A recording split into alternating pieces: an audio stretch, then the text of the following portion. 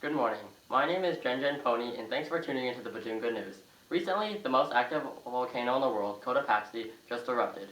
A volcano is typically a conical mountain or hill, having a crater or vent where lava, rock fragments, hot vapor, and gas are or have been.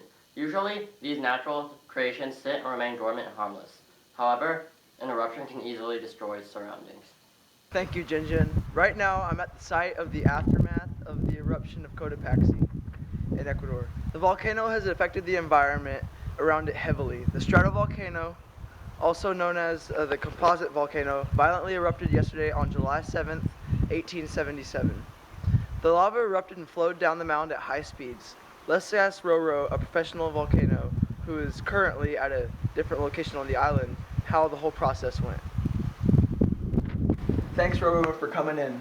Well, we just want to know what happened whenever the volcano went off and what it did to affect the ecosystem. Thank you, Jackson Flaxon, for having me over. Ecuador has one of the highest amounts of biodiversity in the world. This is one of the reasons why many plants were affected. The smoke and ash from the volcano polluted the air while blocking out sunlight, and the trees that weren't burned by the lava did not receive much sunlight and were infected by the polluted air and eventually died. For example, bromeliads are flowers that are native to the Ecuador region. The bromeliads could have been killed by the ash, lava, or smoke. The other plants, such as horsetails, were either burned by the lava or the rubble that came from the eruption and crushed them, if not killed by the smoke or ash. All of these reasons affected the plants and how they survived. Okay, Roro, how are the animals affected? Some animals, such as the capybara, the largest rodent in the world, were affected as other animals were. Some examples include lava burning down their habitats, ash and smoke affecting their breathing and killing food sources, and lava burning animals. Another example includes the jaguar, which is also unique to this area.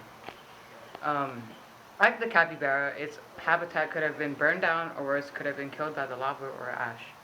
Okay, Roro, that clears up a lot for us. There is one thing we need to know, though.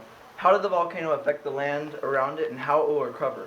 The volcano can weather the rock by melting it. It also erodes rocks because it sometimes carries the rock that cannot be melted and deposits the minerals wherever it stops. Contrary to what most people think, volcanoes can also create new land. Usually, primary succession occurs after a volcano erupts. Primary succession is a natural and gradual change that occurs to a habitat that contains no previous life or soil. After the volcano erupts, the lava will harden and all will be left is the hardened rock and the volcano. After that happens, a pioneer species, such as the lichen, will move in and start the habitat.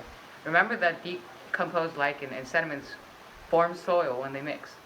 This allows other organisms, such as weeds, to move in and slowly form a new community. Thanks for that information. Let's take a look at how Ecuador has recovered. The succession that has taken place has regrown all the grasses, shrubs, trees, and native plants. The ecosystem is back to normal, and now we'll travel all the way to Ecuador to see how residents... Look at me. Oh, okay. Okay, no need to invite the pro here. So, today, when I woke up in the morning, I felt the big quake. It felt like somebody farted really big, okay? It felt like it shake my booty really bad, okay? So every day I come here, 24 hours a day, okay? I work hard to do my farming, okay? See these pretty grasses? I farm those every day. But then the rabbit came and ruined it, and now do you see this? Do you see that? Do you see that? Now all the grass is gone, the only one is the last baby here. Okay, so do you see that there's no cattle anymore, okay? The rabbit always burned my cattle, and every day there will be some animal coming around, you know, like the deer or something. I don't know what they called, but they just look like deer to me. But every day those deer get burned by the rabbit, okay? Those deer got burned by the rabbit, now they don't come over, and now I'm lonely. Well, that's from your local farmer Muhammad, and that is his account of the volcano, and we'll see you back at the studio, Jinjin. Thank you. Oh, wait. Okay, so thank you, Jackson Flaxon, and Roro. That concludes today's Good News.